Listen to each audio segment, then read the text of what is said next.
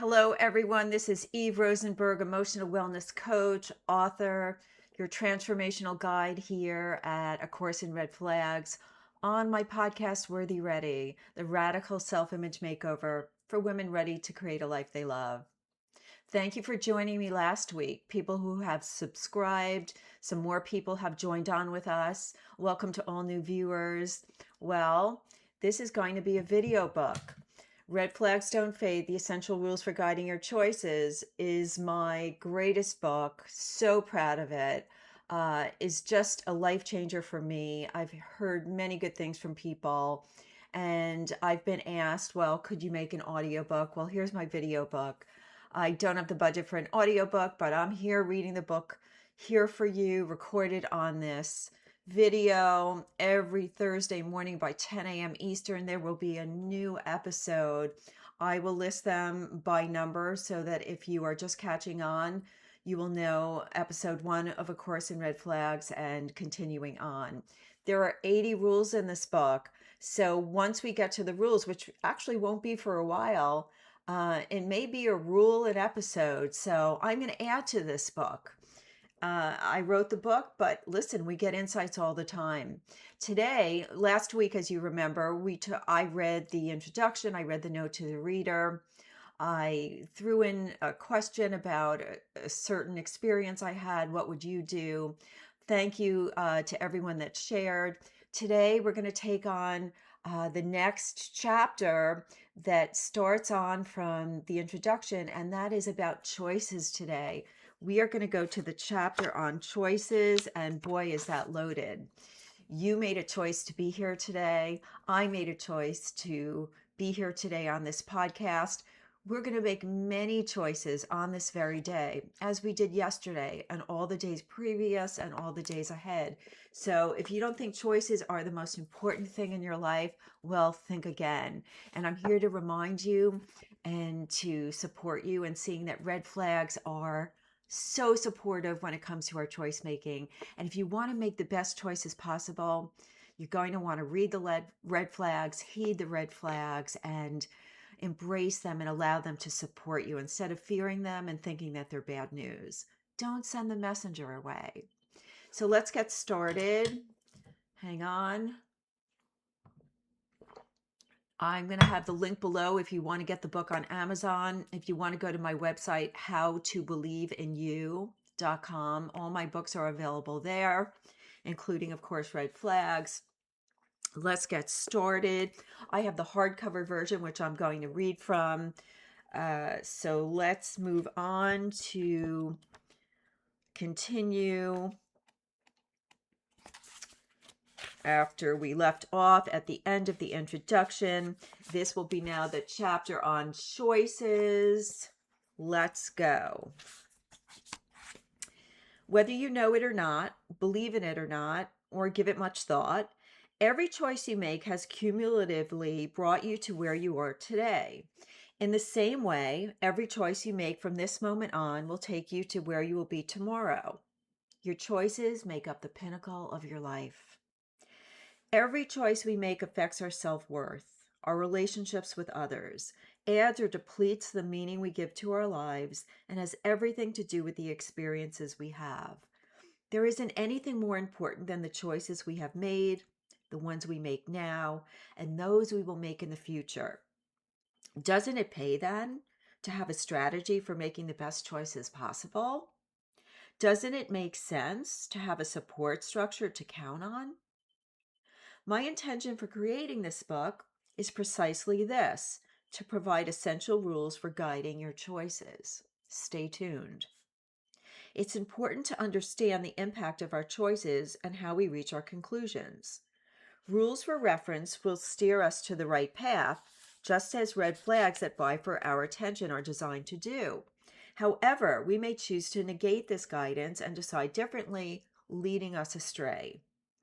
I am a firm believer that despite our claims for the truth, we yearn for the fantasy or illusion we have created, the vision in our mind's eye of a life we believe will bring us happiness, meaning, and purpose.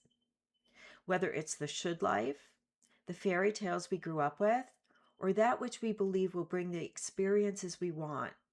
Our dreams hold the power to override any truth we profess to want to know.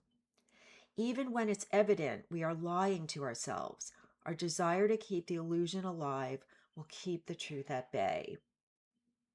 When we resist facing the pain of our circumstances, we cling on tightly to our rationalizations, justifications, and excuses to explain why we make the choices we make. Our dreams can manipulate our choices just as much as they do with fear of not getting what we want or losing what we have. So, the red flags that interfere with this process become unwelcome visitors. We pretend we don't see them or find ways to explain them away. Soon we forget they were there, but they never leave us. I'll delve into this further in the section on red flags. There may be times when our choice aligns with our inner guidance and leads toward trusting a red flag for the warning it brings, to then hear the opinions and advice of others who encourage us to trust, to give second chances, and tell us we're too picky or inflexible. So we step over our truth and make choices based on what others think and feel. This brings about confusion, discomfort, and much rumination, making the decision process more frustrating in the future because we question our feelings and second guess them. Soon we lose trust in our perception of things. This is where we falter. If we wake up to this destructive pattern that is preventing us from the happy life we desire, we can shift gears and follow the guidance the red flags are cautioning us to heed. Then we will embark on the very path that will take us to our intended life.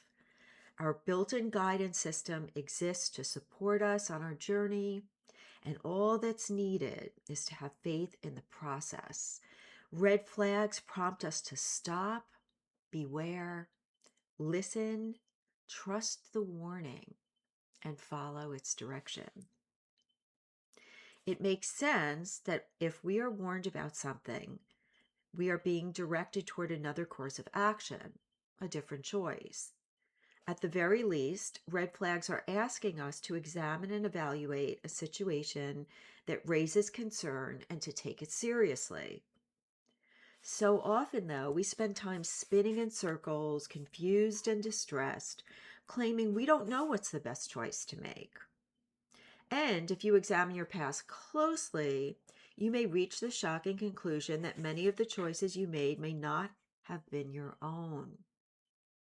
Instead, the opinions and influences of others you gave credence to, either by admiring them or fearing them, have taken precedence. Since everyone is privy to the should life or the right way of doing things by what we've been conditioned to believe, it makes sense choosing to live in ways that are expected of us can result in becoming unaligned with who we are and what we desire. This is a tragedy. And this is a biggie. Drum roll, please. If we believe others as they profess themselves to be, without addressing our suspicions or concerns about their propositions, our choices can hit the ground running to join on to whatever charade is being presented, especially when we're hearing what we've always hoped for. It's another strong example of how powerful our fantasies are and how they pull the wool over our eyes. Narcissists and con men are masters at knowing what we want and then selling it to us. And guess what? Most of the time, many of us don't realize we're making choices that aren't ours. We are knee-deep in our patterns that dictate our actions. This is why I believe many people struggle with decisions. They aren't aware of what they want and need because they are focused on everyone else. It's downright aggravating. Then there are those who sense at some point they are stepping over themselves, people pleasing, doing things they don't want to do, sucking it up, believing that, well, someday it'll pay off. They spend much of their time convincing themselves that these choices don't feel good. They don't align with who they are and what they want, but somehow they're their choice. Many people stuck in this pattern claim to feel crazy. Our truth remains hidden because admitting self betrayal is a shameful and painful reality for many to swallow. At some point, it becomes evident when faced with the dreaded question, is this all there is? Is this all there is? This is when people reach out to a professional for support. We wait until it feels as if there's nowhere to turn to. This is a fertile time for growth and healing. There is no doubt in my mind that when we are unaligned with our truth and our heart's desire to live the life we intend, we will experience discomfort, a lack of joy, disillusionment, and depression. It won't matter if we are living a privileged life where our basic needs are being met and we don't have to struggle to make ends meet. There are many people who are miserable when they have much to be grateful for. I am certain that living a life that is not intended causes a degree of malaise that takes over one's sense of being and overshadows all chances of getting to the truth. Once we begin living a lie, we can bury it so deep that we don't even know we're doing it. Hence the well-known acronym for denial, didn't even notice I am lying. Didn't even notice I am lying. When the truth doesn't see the light of day, it can send people to their graves deceiving themselves. As an emotional wellness coach, supporting clients to step into their lives with both feet and heal what ails them, I hear all sorts of stories, and many are heartbreaking. I, too, have not been immune to self-worth issues and struggles in life, not to mention bad decision-making. As an avid people pleaser for decades, I was making choices based on them, whoever they were at the time. There were many red flags that went unheeded. Years ago, I received a call from Joanne, who was desperate to help her sister get out of a toxic relationship. Joanne was concerned and adamant that coaching was a last-ditch attempt to get Melissa to see the situation clearly, and she offered to cover the coaching fee. Melissa needs to leave her cheating husband before they decide to have a family, Joanne insisted. During the 3 months I supported Melissa, I was concerned for her too. There were many red flags about her relationship that struck me. Melissa was aware of them too. When I asked her about the advice she would give to a good friend in the same predicament, she said without hesitation that she would tell her friend to leave the relationship. As a coach, with the intention of encouraging my clients to follow their heart, I do not steer them in any direction other than to explain all options and the importance of choosing with clarity. The coaching sessions are designed to support my clients to connect with their inner wisdom for answers and guidance. This is pertinent to support making choices that are right for them. I empower my clients to take responsibility for co-creating all their relationships and urge them to put weight on the choices they make, especially if they choose out of fear and go against their gut instincts. Fear can be a big motivator for staying complacent, even when it doesn't feel good, especially when we don't have faith in ourselves or our future, believing we can't make it on our own. Even though it's impossible to know the outcome of things, it is very possible to predict how things may turn out. Red flags are essential guidance because warnings are indicators urging us away from something. If we pay attention to the signs, we can change our course and make a different choice. But despite the guidance we are given and the choice we make to ignore our cautionary advisors, I am a firm believer that we make the right choice at the right time for the right reasons based on who we are at that time and the lessons we need to learn to grow and evolve. As our sessions neared their conclusion, it was evident that in Melissa's past, she was making everyone else's choices but her own. And even though our work together supported her immensely, she agreed to coaching to appease her sister Joanne. It was evident to me that Melissa was yearning for autonomy and to make her own decisions, even when she felt she was taking a risk that may backfire, causing her a lot of pain. Sometimes making our choice is enough to be the right choice, regardless of the red flags warning us otherwise. Melissa chose to stay in her relationship. Lastly, the more we make choices based on other people's opinions and turn away from the red flags that are vying for our attention, we will not only lose trust in ourselves, but we will also begin to raise some red flags for others to experience with us. Stay tuned, because next week we're going to take on red flags. So this concludes the chapter on choices. The reason I wrote the book, Red Flags, The Essential Rules for Guiding Your Choices, is because nothing's more important than the choices we make. Red flags are great guidance to support us, to stop, listen, look for information that's being presented to us. And again, and I'm going to say this quite a bit as I move through A Course in Red Flags and ask you time and time again, do you want to know the truth? Because I can admit and own up to and take responsibility for making my fantasy way more important than any truth when I was younger. And again, we have a different mindset as we're growing, as we're learning, as we're healing. So again, over time, I want to support everyone listening to forgive yourself. Forgive yourself. The choices we look back on and deem as bad choices were the right choices at the time. We did it for some need, some part of survival, something that at that time was important to us. Don't judge yourselves as wrong or bad.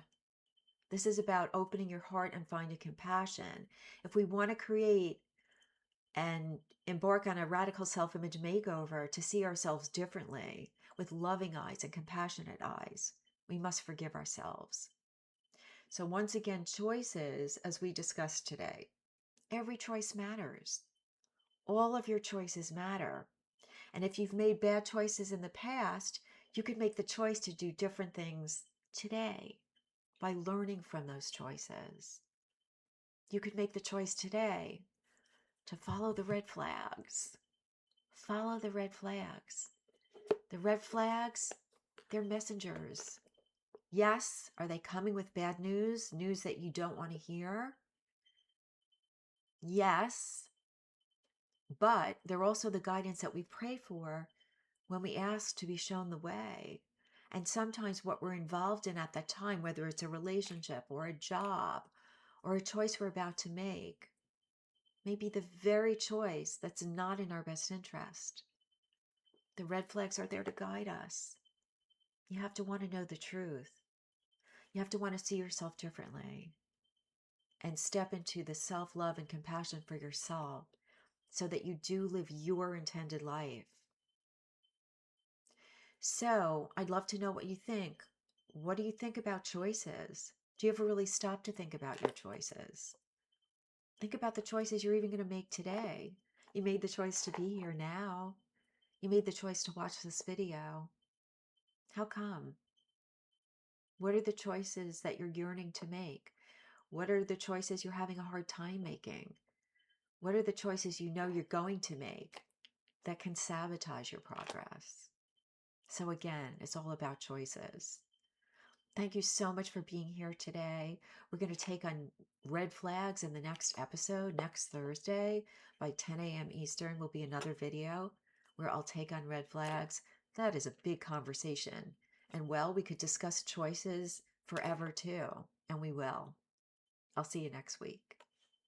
Bye for now.